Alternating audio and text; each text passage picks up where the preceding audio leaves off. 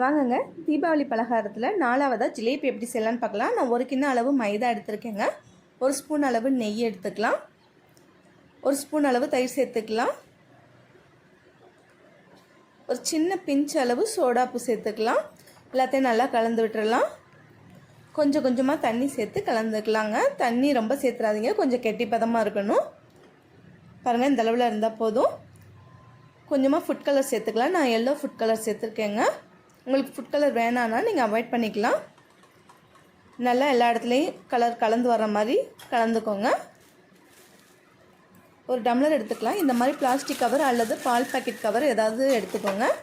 இது இந்த மாதிரி டம்ளரில் வச்சுக்கிட்டு நம்ம ரெடி பண்ணி வச்சுருக்க மாவை அதில் ஃபில் பண்ணிக்கலாம்.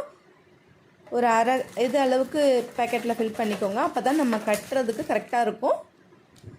பாருங்கள், இந்த மாதிரி கட்டி ரெடி பண்ணி வச்சுக்கோங்க. அடுப்பில் ஒரு பாத்திரம் வச்சுக்கலாம். 1 கிண்ண அளவு ஜீனி சேர்த்துருக்கேங்க. அரை கிண்ண அளவு தண்ணி சேர்த்துக்கலாம். நல்லா கலந்து விட்டுறலாம். இப்போ ஜீரா ரெடி ஆயிடும். பாருங்கள், இந்த அளவுக்கு வந்துட்டால் போதும். இதுக்கு பதம்லாம் தேவையில்லை, பிசு பிசுப்பு தன்மை இருந்தால் போதும். 1 ஸ்பூன் அளவு ஏலக்காய் தூள் சேர்த்துக்கலாம். எல்லாத்தையும் நல்லா கலந்து விட்டுடலாம்.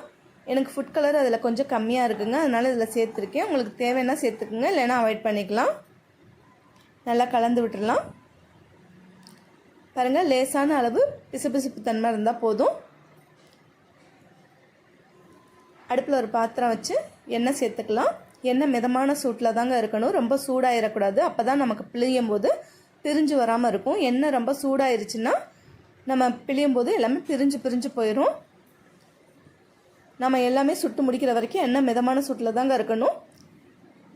உங்களுக்கு ஜிலேபி மாதிரி சுத்த வந்துச்சுன்னா சுற்றிக்கோங்க. அப்படி இல்லைன்னா நீங்கள் இந்த மாதிரி சுற்றி எடுத்துக்கலாம்.